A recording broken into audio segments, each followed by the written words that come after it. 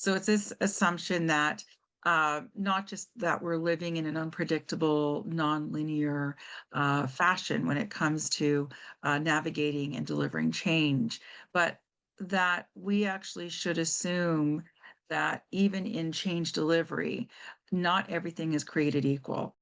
So change in itself, as it's being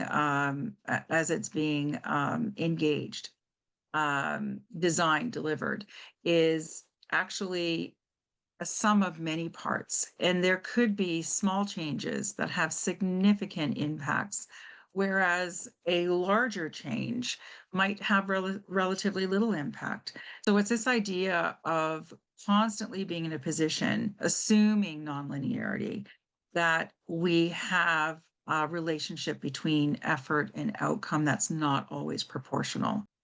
So it's expecting uneven change, imbalanced change, opportunities where we least expect them, and maybe not the bang that we do expect in the areas we feel we've planned for.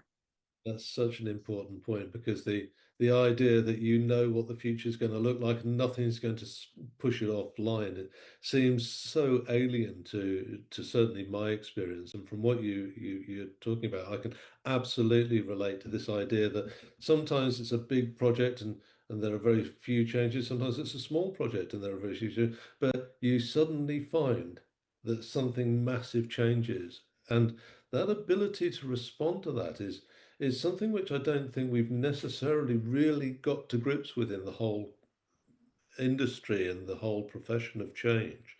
This idea that agile isn't about being able to do it quicker.